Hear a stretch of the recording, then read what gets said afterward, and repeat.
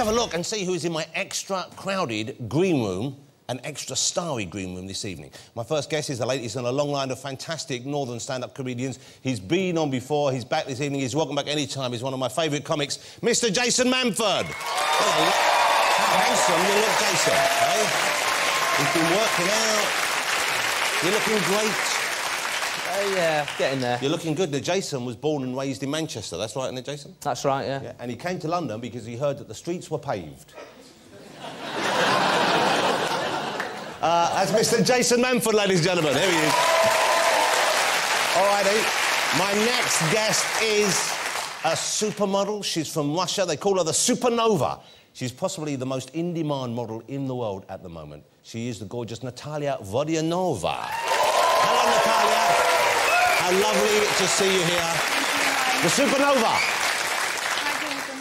And there she is. It's lovely to see you. Thank you so much for joining us. Thank you. And if you pull back, you see Natalia sat next to Jason Manford. Match.com strikes again, ladies and gentlemen.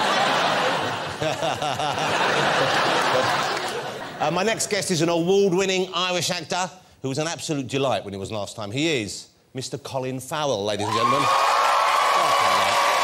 The ladies love a bit of Farrell. You've got the big whoop right up the front there. It is well documented that Colin is a reformed hellraiser. I'm not going to go on about it, but I wanted just to test you before we do the show. We sat him, of course, next to one of the world's most beautiful women, and then on the table in front of him, we have a Midsummer Murders box set. Which way will he go? Stay tuned, we'll find out.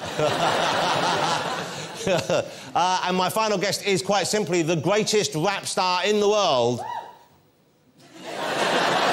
Brooklyn's finest, Mr. Jay-Z. Hey, Jay, how you doing?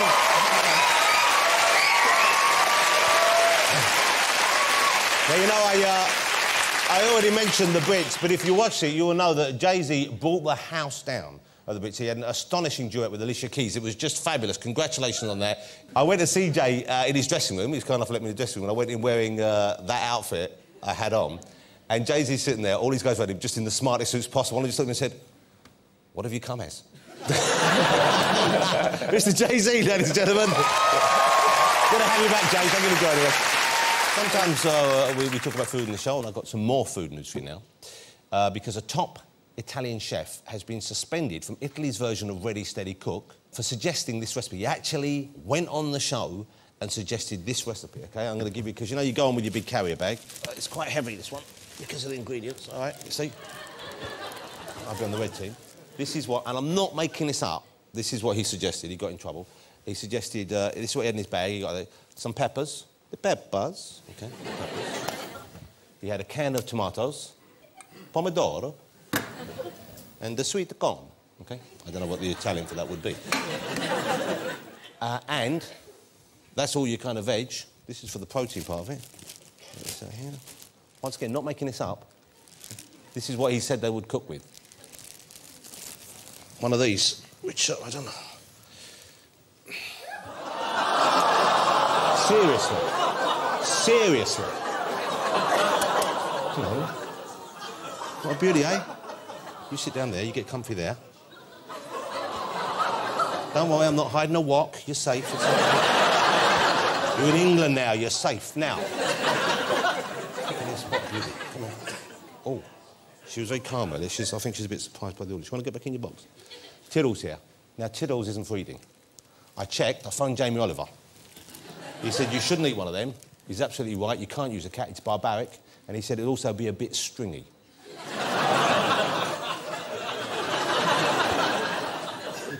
Look, it's the noise of you guys. No, it's okay. Oh, what a sweet... Look at that.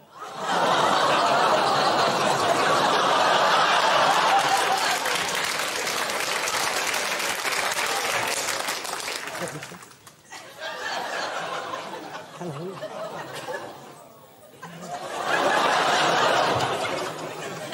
I'm just checking. So you're not in Italy. It's okay.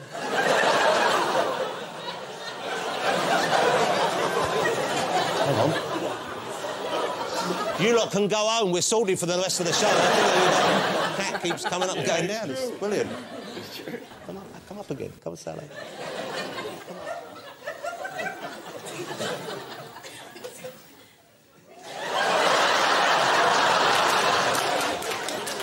put her to bed. All right. Anyway, Jamie said there's no way you should cook with her. He said, you want to make a casserole, you want to bung some of these in it. That's what it said. So, no, he didn't. No, there's nowhere near enough meat on them, don't you? Okay. There you go. Shall we get my first guest out, ladies and gentlemen?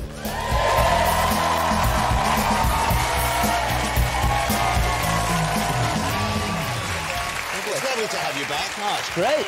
Look at this. Well, you're looking great. Jason's looking great, isn't he? Because you used to be a bit blobby. You've lost so much weight. I have, yeah, 3 stone now. Wow. Yeah, 3 stone. I don't even know where it was. I'm like, where was it? Well, it was all over you. We all saw it. I didn't think... I looked in the mirror, I think, no, that can't be me, and you it was. So big. You weren't huge, but, you know, you were... I must have had a fat liver or something. There was something inside that was keeping all that fat going. A very heavy liver. Really fat liver, Exciting news since you came on last time, and I'm sure some people might know this. Big news for you at home. That you've become a father. That's right, yeah. And you have twin girls. Twin girls, How lovely is that? Isn't that Yeah. lovely, lady? That's so nice. Oh, thanks. Well, and you knew they were twins way in advance, of course. Yeah, they were new. I guess you were ready for it all, were you? It wasn't a surprise, no. I mean, yeah, it's great. I love it. It's great because, you know, as a comic, sometimes you're thinking, where am I going to get some material from? But that isn't why you had them, is it? No, that was the only reason. I didn't even want them, but they're here now, and now they're a wealth of material. No, they're great. They're just great. But it's hard because you just don't want to go back to work, really. You just want to stay at home all the time, and you just think, I've never loved something so much, you know. And, you know, what's nice is when, you know, because you see the world through their eyes, and, you know, obviously they've dealt with humans and fellow humans and grown-ups and different races and ages, and they're sort of getting used to that. And then the cat walked in. Oh, this was about 3 weeks ago. The cat walked in, and the baby was just one of them was just sort of sat on my knee looking at me, and she turned around, she spotted the cat, and then she looked at me as if to go, well, I've seen it all now. What is that? I was genuinely shocked. And we got the house is just, you know, we had a lovely house, and it was really nice, you know. All now like these strangers have and now I'm like, why is there so much stuff in this room? This used to be a big room, and now it's just full of... And these toys, these evil toys with their voices that just go off at any point in the night. You know, there's one of them. I went to the toilet the other night and I just heard something go, "Peekaboo, I see you." Genuinely frightened. But are you buying them these toys, or are these gifts from well-meaning family members? Mainly they're gifts. Yeah, because you stopped buying those annoying things yourself quite early on. Yeah. Well, anything that beeps and that you can't find the off switch, that's the one that you get rid of. I'll tell you what, I did buy them, right, and I'm really excited that Jay-Z is on as well, because I got these, right. These are some bibs that I got. I don't know if you can see them. They're a big fan. They're big fans. A big fan of them. That's there, so That's pretty good. Yeah, so maybe get them signed. Well, he'll sign them, but you'll have to give him some of the merchandising money for that. Yeah, I don't know. You're not cut in on that yet, are you, Jay? There's a cease and desist on the way. Hey, is one of them showing any signs of being an evil twin yet? Because sometimes you find that... They both have their moments. Yeah. They both have their moments, but, you know, you've just got to work out who's your favourite, you know, early doors, and that's... I think that's the fairest thing to do, really. That's a good thing to do. That's all you can do. We dress one in all white and one in all black, and we just sort of work it out. We're like Lord of the Rings, like. Do you feel, has it matured you? Have you changed? Well, like, the next tour is about that, is about sort of turning... It's called I'm turning into my dad. And I think everyone sort of does turn into their parents at some point, even if you don't want to. You just can't help it. And I found myself doing... Even just with the relationship I have with my wife after being married for a bit, where you... I mean, like the other day, we were going out for a meal, like one night out that we were going out for a meal, and rather than wait in the house, I thought, I'll wait in the car for her. I'll sit in the car for her, that's what I'll do while she gets ready. As if that's going to make her go any faster, you know. I'll put the engine on, maybe give her a little beep every so often, gee her up a little bit. Yeah, I find that I've got to a stage where I don't really like going out. I like just staying in. I think I've worked hard to pay for the mortgage, so I want to... You want to enjoy the house? Yeah, I want to stay in my house, and when I go out, I just complain about how loud the music is, and like, I'm looking for a comfy seat most of the time. Do you go out on dates with your wife? Do you treat that... Because sometimes the romance can go. Yeah, well, you know, like, every so often somebody goes, listen, I'll babysit, why don't you two go out, go and enjoy yourself. And my mum and dad said, we'll look after him, why don't you go out? So we booked a room at a hotel in Manchester. I thought, here we go, right? And we got to the hotel, we're like, oh, and I'd in advance ordered like champagne and flowers and chocolates and that. We sat down, we had about 2 sips of this champagne, we had 3 chocolates, and then we both crashed out for the night. It was the first time we'd had a full night's sleep, and we were thankful. We were thankful. Because you still get your 8 hours sleep, it's just spread over 6 days. A lot of the time. Lots of interruptions. Yeah. Now, you're down here a lot, but you still live up north? I do, yeah, I live in Stockport. Would you now. be tempted to come down, or you want to stay there? No, that's as far south from Manchester as I'd like to go, really. That's already about 2 miles. Yeah, yeah. So you wouldn't... You wouldn't move down, but when you tour, I guess you spend a lot of time travelling anyway, so you... I sort of try and plan the tour, so... I mean, the last tour, you know, you're not as well known, so you just have to take wherever's free. Like, you know, obviously some of the bigger acts can go, I'm going to play there that day, Whereas I was at a point where I just had to go, have you got a Thursday free? Or whatever, you know, I had to just do that. So my tour was, a lot of it was in alphabetical order, I think. You know, it was just like Aberdeen, Brighton. You know, it was just all over Cardiff, you know, it was all over the place. Whereas this time, obviously with the kids, and I've planned it so far in advance, it's like June right through to April. Right. I've spread it out a lot more, so I'm only away like 1 night a week. So you can get back to see how they're getting on? What's good about Manchester is, one of the many things that's good about Manchester, it's a marvellous of course, place. Yeah, is that you are sort of in the middle of the country. You know, you are sort of, you can get back from Edinburgh, you can get back from all sorts, and you just basically find your favourite service station and then get back from there. That's what you do. You can drive back. I like Manchester. I think I've been there. I'm pretty sure I've been there. You have been there? I think I've been there. When did I go there? Do you remember? Was it in the papers? Yeah, there's a plaque up, a little blue plaque. Jonathan Ross was here. But what I love about Manchester, and obviously somebody might look at Manchester and look down on it, whereas what I love about it is the people, and they're friendly, but not too friendly. Yeah. You know, you can have a chat with them, but they won't overstay their welcome in the Trafford Centre or whatever, that you can move on. And I mean, a bloke came up to me, I remember when I first got on telly, and he came up and he said, he went, "Are you Jason Manford?"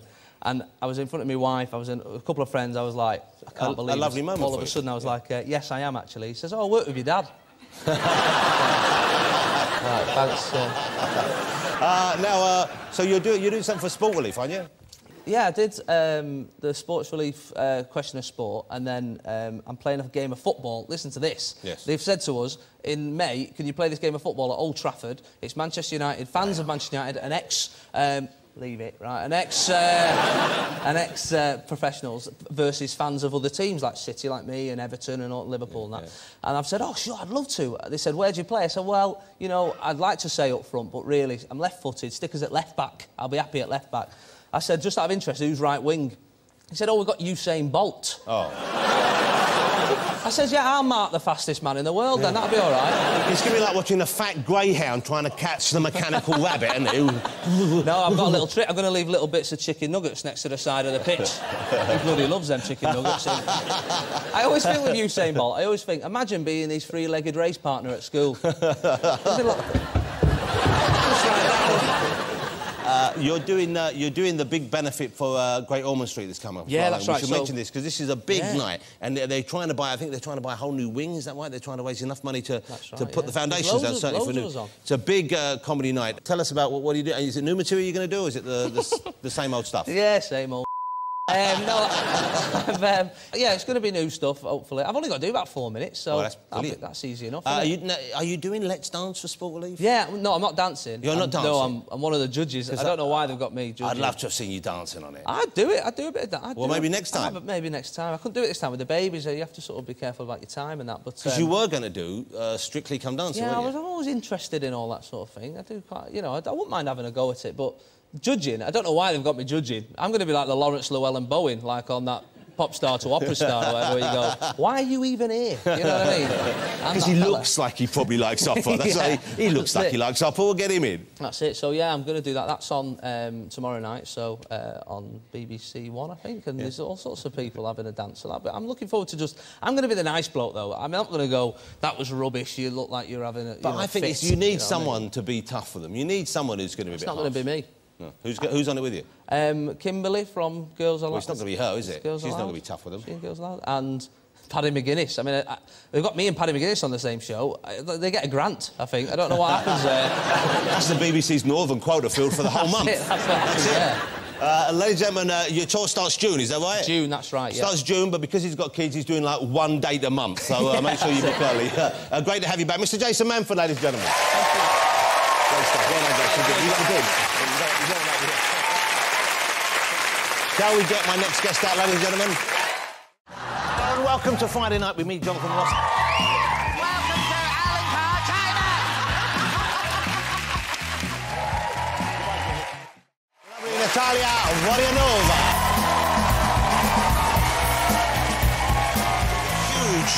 Huge heels on there. Yes, massive wow. heels. How lovely to have you here. Thank you so much for joining us.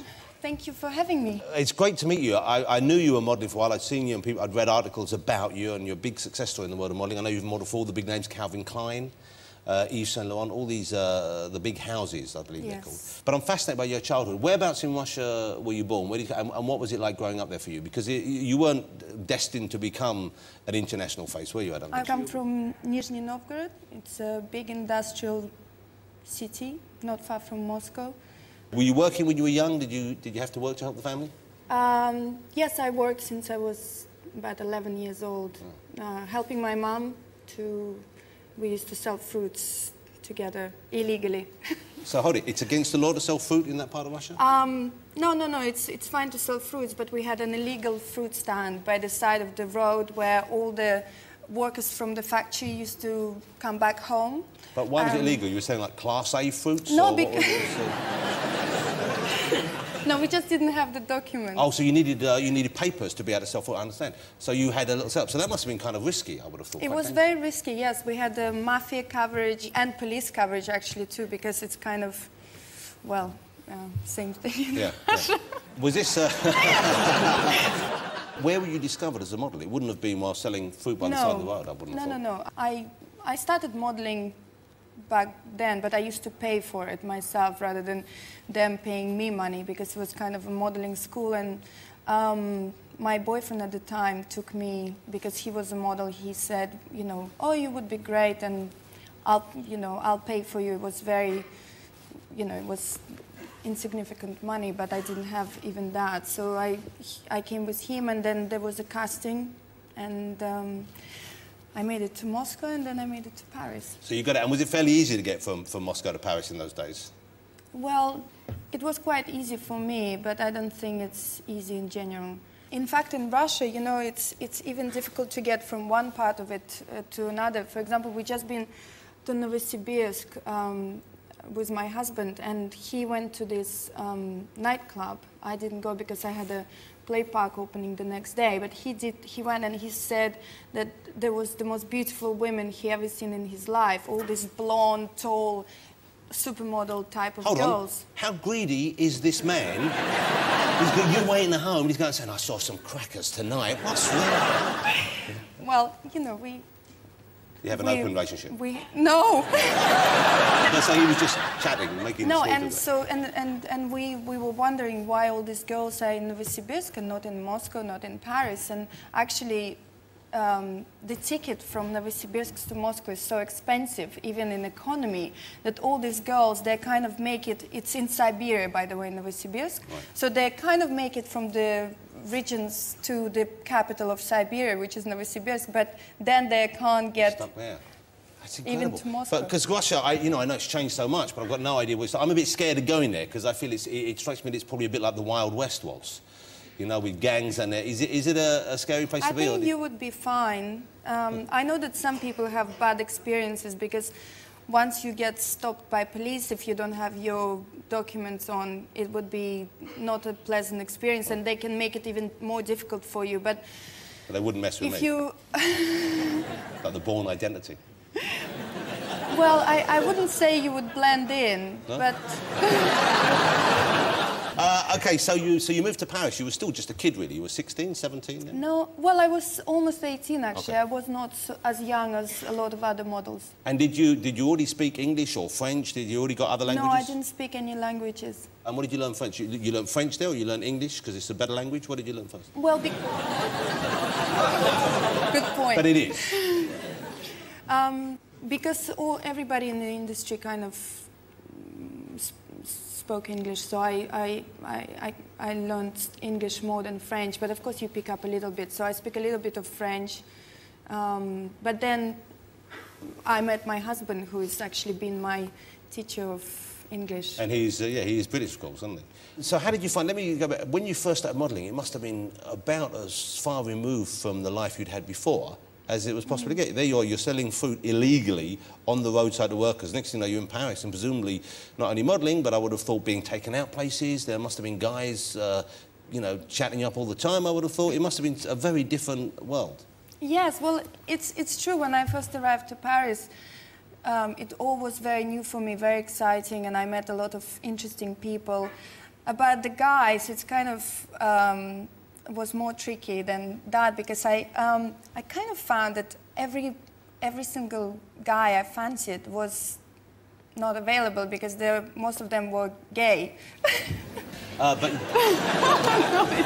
had you met many gay men in Russia? No, I haven't. I actually didn't even know that what exactly gay meant. So it wasn't as open in Russia.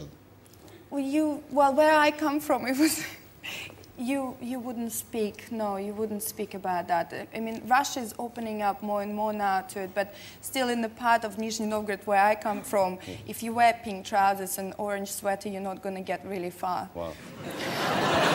You want to cancel that tour now, fellas? I'm telling you. And now you're based over here. You live in the UK? Yes, we live in the UK. And you have 3 children, which people I think would find hard to believe you have 3 kids. I do, actually, yes. Wow, they're your 3 children there? That's 2 of them, That's yes. you with your 2 children? Oh, my God, you... OK. I thought that was you. That was one of the children. Well, you look young there. You look very young. It's a great thing, man. You look so young. Yes, well, the thing is, in Russia, if you don't have... It's changing now, again, but... No, if you don't have children by the age 25, you're kind of considered an old nun. Yeah. Sort of, something must be wrong with you. So women get married and have children very young. We're kind of designed to have them young, aren't we, really? Well, it's better for you, as you can see. Yeah, yeah. Well, there you go. You bounce right back. You're going to have to get your figure back, though. You're going to have to work on that. What do you make of the weather here? We've all been moaning about the snow we've had here the last few weeks. I guess for someone from Russia, this doesn't seem quite so bad, does it? I think you have to come and live in Russia for a year if you're an Englishman, and then you'll say that England is kind of like Africa. Do you get to go back to Russia much? You mentioned earlier on the playground. I know you're involved. You have a big charity. Did you found the charity, or did you? Yes, I founded. So you founded this charity. Tell us about this. My charity is called Naked Heart Foundation, and we build play parks in Russia. How many have you managed to open so far? 39. 39? Wow, that's incredible. That's a lot of play parks. Thank you. And how do you raise the money for these? It's just charity work? We organise fundraising events. I haven't managed to organise a lot of them, but they've been very successful. My last fundraising event raised almost €5 million.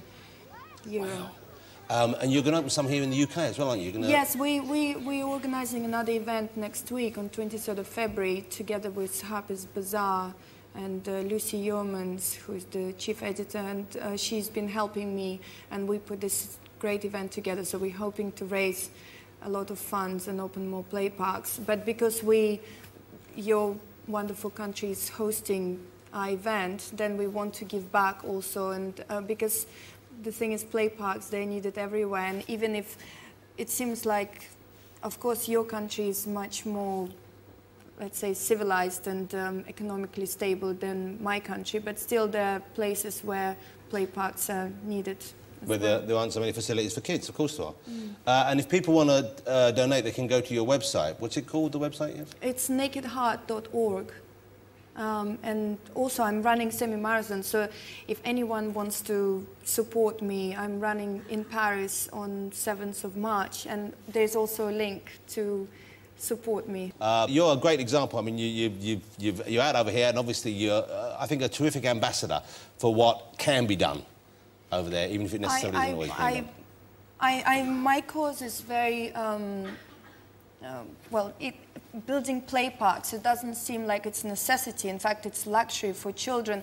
That's why it gets a lot of criticism in Russia, actually, which is very painful for me, because I find that why should we choose a specific child? Why should someone like me choose a specific cause? I believe that if you give children some model of happiness, some model of something, a hope, something bright, then they can see their future maybe differently.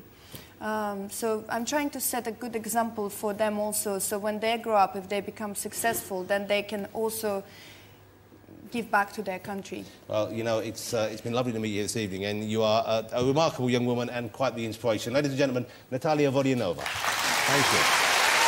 How lovely to meet you. Thank you for coming.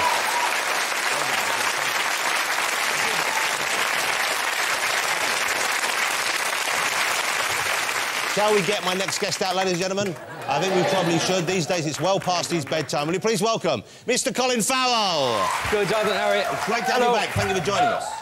Thanks for having me. I think I prefer Colin Farrell with the shorter hair. What do you think, ladies, gentlemen? I mean, not that it's short. I haven't got as much to play with. I'm going to start twinkling with my eyebrows when I get nervous. Well, and you've got plenty there. You could just comb that back if you go bald.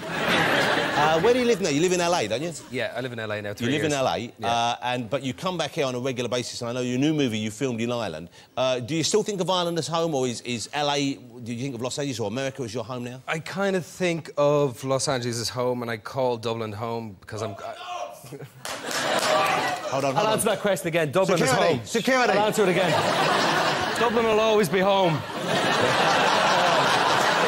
That's the thing about being Irish, you know, you can leave the country and spend years away, but it'll always pull you back. Yeah. Even if in the form of a concealed dagger in the pocket of an audience member. It's okay. You're safe, it's Bono, he's a pacifist. No, look, Dublin will actually always be... How are you, man? It will actually always be home in many ways, but it's an amazing thing when you get the opportunity to create your life somewhere else yourself, and you are afforded the chance to build a life somewhere else, and that's what kind of Los Angeles has given me. Well, I guess also most of your work would be over in America, anyway. Not really, man. I've worked all over the place in the last 10 years. I've worked in Cape Town or North Africa and Thailand, and here a couple of times in London. So the work I kind of got from Dublin. I never really had to be there and do the meetings. It's just my first son.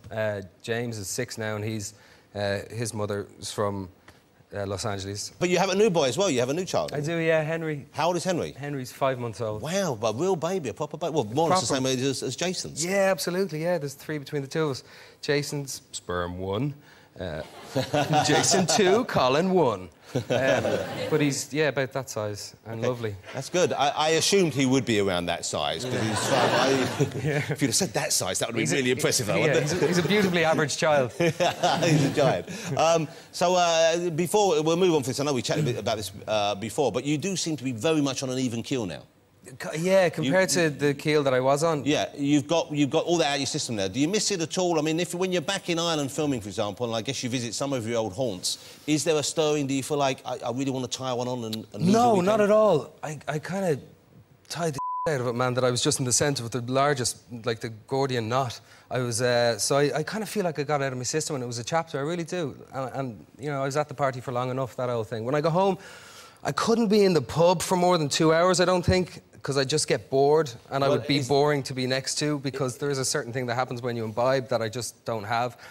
Red Bull gets old, you know, I could do about 16 Red Bulls and then I'll be bedridden for 2 days with the worst come down than any drug I've ever done, or, you know, so... Is that because the other people around you are getting drunk and changing what they think is funny? Yeah, the energy level goes up and all that, and sometimes you can get a bit, just by proxy, you can get kind of sweaty palms and stuff, but no, I'd say it was about 1.5 years I was off the sauce till when it went from a necessity to a choice, and that was a gift when it went from choice and it wasn't about white knuckling, and I'm really grateful that it's a choice. It's a great feeling. Well, you look so well. Thanks, man. I mean, you really do. Doesn't he look really? You're giving off a kind of health here, which, frankly, Jason Manford, despite losing a lot of weight, can't begin to match. He looks great, man. Still looks like a potato in a suit. Now, I'm joking, Jason. But how do you relax now? What do you do if you want to cut loose? Because I know sometimes when people, often, not always, but often when people have something which is a habitual thing, they turn to. When they need to replace it with something. I mean, you're very confused at the beginning when when you stop drinking. Don't do it, man. Very confusing, because you're filling 8 hours of the day, or 6 hours of the day, or 2 hours, or whatever it is you spent your time jarring, you know. So when I got out of the madhouse, I bought a motorbike, a Harley Davidson. I was like, I know what I am. I have tattoos. I'm a biker. So I bought a Harley, and I did this at about 15 miles an hour through Los Angeles for a few weeks. And then I dumped it, and I thought, no, I'm not a biker, so what the hell am I? So I bought a few guitars, and I started playing guitar, and obviously I spend a lot more time with my son than even I would have, even though I thought I would have spent all my time with him. I wouldn't, because everything fairly much does take second place. Even the strength of that love can't compete with propensity towards destruction. So I spend loads of time with him when I'm not working. I'm at home all the time, and I steam. I sweat every day, do sauna in the back garden. You know? Well, I guess that's very good. Also, the time you spend with your son, I guess the quality of that time must be markedly better because of the fact that you're sober, you're not hungover, you're not thinking, oh, I want to get out soon. You're not. You really is, man. Because I mean, I really do. And I say this with absolute respect for people that may have the same thoughts that may be watching this or not, and I'm not saying it as an act of altruism, and, you know, I understand where you're coming from, but there were times when I was with my son, who I love more than I can even comprehend myself sometimes, and certainly defies explanation how much I love him. And there were times when I was with him and I was wondering, how long do I have to be with him before the people around me will think that I've done a decent job, so I can get pissed. It's that It's strong. kind of awful, but I can understand. It's terrible, but I get it, and I mean, I don't even judge myself harshly for it, but I was at a certain place and feeling wait till they get older, because I haven't drunk for about 10 years now, but now my children are a bit older. Now there's times when I'm thinking, Christ, I need a drink now. So Really? Yeah, are your kids are thinking, how long do we have to stay with this old fart before we can go and get a drink? You kidding? They love going out with me, especially when I'm dressed like I was at the Brits. They can't get enough of it. What was that, man? You're like the right huge version of a cheap run DMC. I wish we could spend more time with Colin, ladies and gentlemen, but he has to go. Let's talk about On D, because you're back in on, and it's a very unusual movie. It's quite a kind of magical film. Yeah. It's a very strange film. How would you describe? How would you set it up? I would say it's quite an unusual movie. It's quite a magical film. Really short on answers. It is. It opens up. Neil Jordan, the writer-director, had an idea. I think his idea was to spend summer in his summer home down in the southwest of Ireland, so he wrote a film that existed around that area. And the first image is myself on a trawler, and I pull up a fishing net, and there's a bank of fish, and on top of that is a woman that I believe is dead, looks dead, and she subsequently comes alive. And throughout the story, I have a daughter who hears about the woman that I caught and thinks that she may be a selkie, which is a sea creature from German folklore, something akin to a mermaid.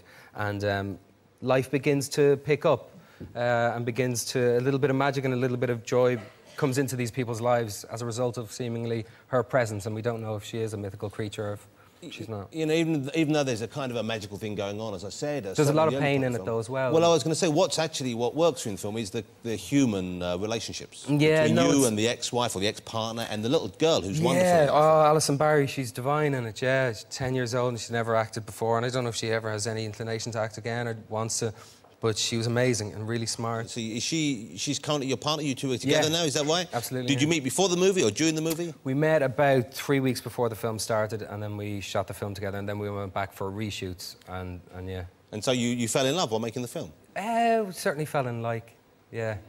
You can't say that. Yeah, no, we did. It was kind of such a gorgeous story, and yeah, the whole thing was mixed in as one, I suppose. Well, she's a beautiful young woman. Yeah, and she's gorgeous. So she's the mother of your child? Yeah, she's Henry's Elwyn, yeah. How lovely. That's yeah, really she's nice. yeah, she's lovely, and he's lovely, and.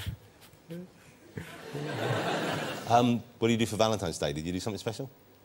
We actually just stayed at home with him.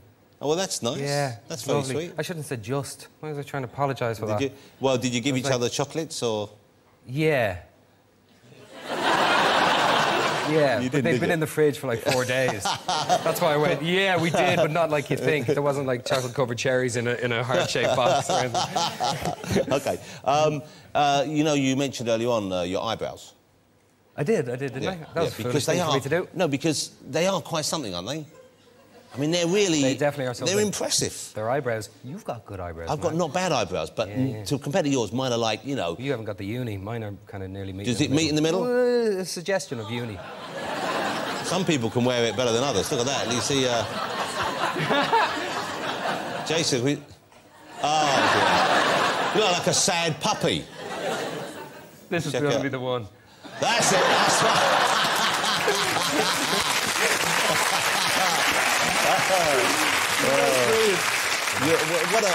It's so lovely spending some time with you, Colin. That's really always lovely talking to you, man. I mean that, yeah. But you've got such a great, what's the word? Vocabulary, and you but you use it so well, you express it so well, and I don't want to stoop to cliche here, but it seems that maybe it's an Irish thing, that kind of love of language and that use of language. Would that be fair to say, do you think? I wouldn't know if I'm part of that lineage, but yeah, does your dad use language colourfully? Do your family use it colourfully in the same way, or precisely, or, you know, romantically in the way that you do? My dad's a chancer, so he's got a good tongue in his head, yeah. What did he do for a living, your dad? He was a footballer. He was a professional footballer until he was 26 or 7, and then he owned a fish and chip shop, which he opened up near golf. That's enough, and he called it, all right, we got... No, but I have to tell you... No, but I have to tell you what he called. There was a point, what he called the fish and chip shop. I just every job. I just want to tell you about a month on the dole, and then... Get to the good bit. He called the fish and chip shop because it was beside a golf course, the Little Chip Inn.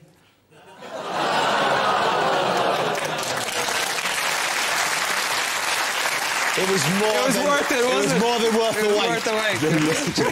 Colin, how great to have you back. Mr. Colin Farrell, ladies and gentlemen. That was great. You're going to go.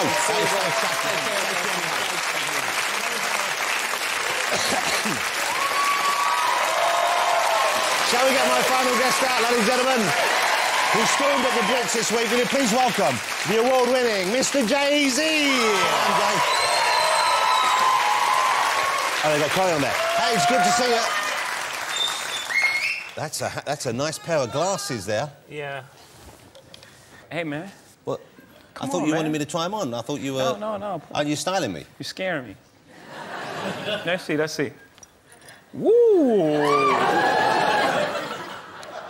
I look like Nicolas Sarkozy. How are you, Jay? You look very well. Great. That's the French president, right? That is the French president. Yeah. Congratulations on Not all the performance. Americans are slow, you know. No, I know you're not. Well, yeah, but a lot of them are. Fair enough? Yeah. Yeah. We have our fair share as well. I saw it last night.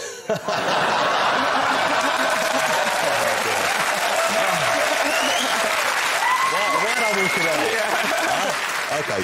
Hey, congratulations, not only for the performance you did at the Brits this week, which was phenomenal. Thank you. It was terrific. And Alicia Keys, man, what a voice she has. Yeah, she boomed it out yesterday. When you hear it being, you know, that kind of volume, that's incredible. But also, you've broken, fabulous...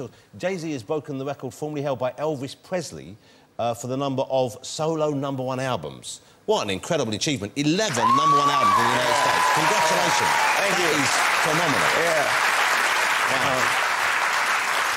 Yes. Did you know about the record in advance? Did you know you were getting close when the new album came out? Did you think this might get that far? Yeah, it was 10 in a row when the new album came out, so I was hoping that we didn't mess it up. We got this far. So, are there any records left? Who's got which group has the most #1s? I guess Beatles. I don't want no problem with them. Yeah. They have 19, so it's like... Wow. It's like, that's a lot. Yeah. Well, you're not going to do that, are you? Yeah, but solo. They jumped me. It's a group. It's 4 of them. Yeah. That's pretty easy. They ganged up on you. Yeah. Although they did have Ringo to slow them down, so it wasn't quite, you know... That's like a -1 right there. Are you performing over here again in the summer, Jay-Z? Is that right? Yeah, I'm coming over for the Wireless Festival. I played it after I played Glastonbury, and I had a great time, so I want to come back and do it again. Yeah, well, you've got a huge July 4th, too. July the 4th. If you guys want to buy any tickets. You know, you mentioned, well, I mentioned the French president. You're fairly close. Is this right? You're fairly close friends with President Obama? I don't want to overstate it. I know who he is. Have you been to the House? You been to the White House? No, never, ever. What? No. But you helped him get elected. Yeah, some kind of friend he is. He's gone down in my estimation. He hasn't invited... I've been invited a couple times. I've just been on the road with this new album and moving around, and hopefully, you know, we'll keep him in there 8 years, so I have 8 years to get there. Yeah. You know. Don't take this the wrong way, but he looks quite a straight kind of guy. And I wonder whether he was more kind of old school, like into the OJs and possibly the Temptations, than... modern He has hip-hop a little music. bit of that as well, Stevie Wonder, but he loves hip-hop as well. So was he a fan of yours in advance, did you know? Yeah, it's his guy by the name of Reggie Love, who was like his right-hand guy, was a huge fan and really turned him on to my music. And I called him for when he had won the Democratic nomination to congratulate him. He was in the gym playing Blueprint, which is the first album in this series. This is Blueprint 3. Blueprint 3, yeah. He was playing the first Blueprint. So it was like a really great feeling. Do you know if he's ever rapped? Have you ever heard him freestyle? No, I don't want him to do that. You know, some things, you know. Yeah. I see him, when I see him, I think he's very cool. Yeah. Like, that's a cool guy. If he did that, I wouldn't think, I sort of like your outfit last night. You know what? I didn't think you were cool anyway. I just saw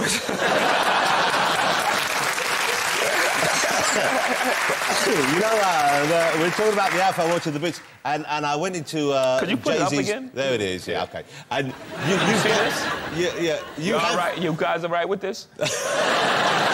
Hey, Jay, you've got that jacket, haven't you? Yeah, I do, actually. Yeah, it has, like, diamond hands on it. Someone made that for me, and I threw it in the garbage, and somehow Dizzy got it and gave it to you. The bin. The bin. Yeah, the bin. Or the trash can. We'll do that. We can both share that one. Yeah. You know what's quite unusual, I think, about you, and I've been listening to a lot of your old stuff as well, but I didn't realise quite how long you've been making albums for. It's quite a while now, and you're, by rap standards, a fairly, you know, quite an old performer. Yeah. I mean, it's kind of it's seen as like a young man's game, isn't it? Yeah. And you turned 40 just recently? Yeah, December 4th. Okay, so now, how do you keep your audience? How do you keep yourself feeling valid and relevant and in touch with the younger crowd when you're? I don't prescribe to that notion. I think that hip hop, you know, in order for us to have, you know, careers, sustained careers like Abano and like, you know, these huge rock stars, is we have to stretch the audience. You know, it can't be a young man's game. It has to be a genre of music, you know, and what I do while recording is I find the truth. Whatever truth that I'm going through, it's a real emotion. If I say, I gotta learn to live with regrets. Now, I can relate to that in my life, you can relate to that in your life, everyone can relate to it. So I find a true emotion and connect to that emotion rather than try to make a certain type of record or make a kiddie record. What kind of a celebration did you have for your 40th, Jay? Oh, fantastic. I had a huge party in the Dominican Republic. We had this huge mansion. It was synchronized swimmers and... Seriously? The Olympic team. There was a casino outside, 2 dance floors, fireworks at 12, champagne everywhere. Wow. I'm so annoyed because obviously we had postal strikes, which is presumably why my invite didn't before the Christmas thing. Yeah, around that time. The strikes. And then it was the most amazing party I've ever been to in my life. It really was. Well, I don't wish to get you old, but I'm looking forward to seeing you at your 50th celebration when that happens. That's going to be a great night for all of us. Then I'm, you know. Yeah, make sure the invite is delivered, yeah. Yeah. How about now, Mr. P. Diddy, or Puff Daddy, formerly Puff Daddy, now P. Diddy, still called P. Diddy, moved on from that? I call him Puff. I'm not really... Okay, you didn't go with the whole change. Yeah, I just stayed there. He celebrated his 40th. Just in case he goes back, I'll be here. Hey. Do you think he changed his business card and his all that sort of stuff? Yeah, and his... yeah. He had a 40th about the same time, didn't he? A month prior. Okay, now, was there any kind of competition? Did you feel the need to out-party him in any way, seeing as you're two of the kind of leading lights? Yeah, Puff throws the best parties ever. There's no competing with him, but I got him this time. He was actually at my party. He practically emceed my party. Wow. Yeah, he had a cordless mic, and he was just running around and saying, take that, take that. Can I ask you now, last time Jay was on the show, I asked him about his beautiful and talented wife, Beyonce. And Jay opened up to me not at all on the subject. You don't talk about that side of your life much, do you? Yeah. Do you? Especially to you. My guy, man. You're my guy. So you guys, you performed like Obama, together? Yeah. You. Yeah. I'm pleased to hear that. Unlike Obama, I am prepared to freestyle for you if you want.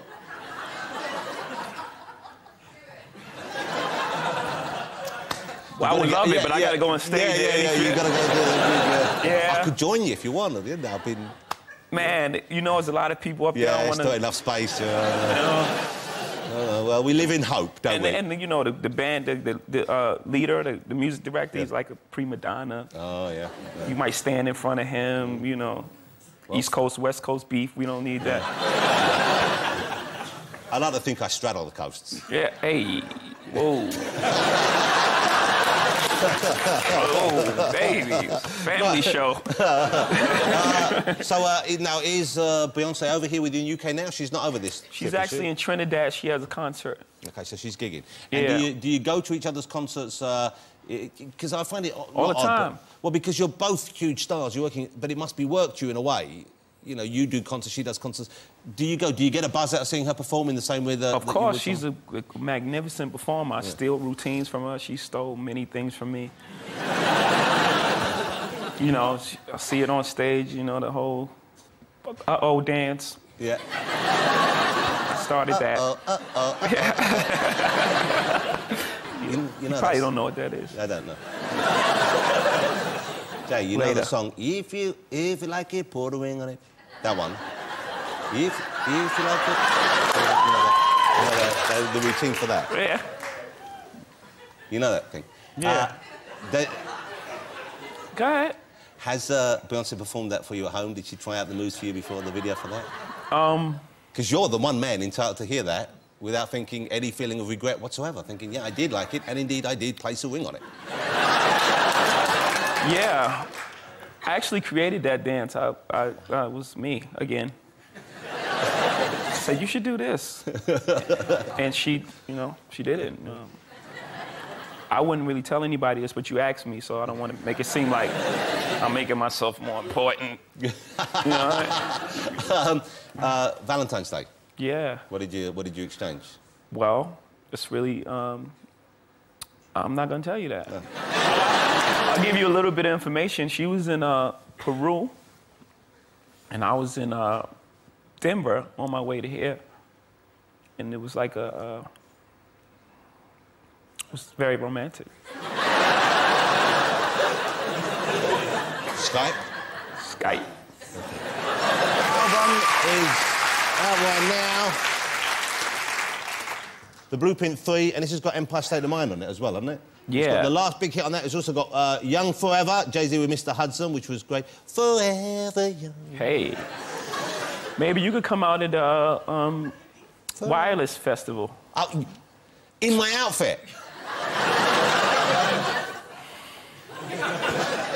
No? I take it back. OK. I'll tell you what I'll do. I'm going to come and see you at the Wireless Festival. Yeah. I'm going to ask you to style me in advance. OK, perfect. OK? Yeah. And then I can wear just a smart suit, maybe? Yeah, okay. much better. Deal? Yeah. Deal. On the album, that's Jay-Z and Swizz Beatz. I'm not familiar with Mr. Beatz. Yeah, we left him home. He's at home. We don't need him this evening. Ladies and gentlemen, it's going to be great. I think he is the finest of what he does in the entire world. Mr. Jay-Z!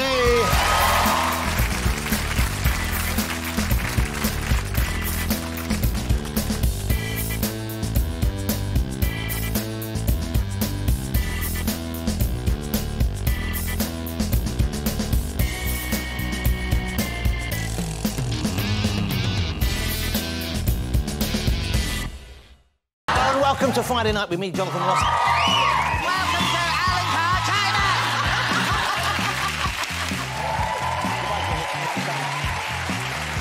Oh, Jesus.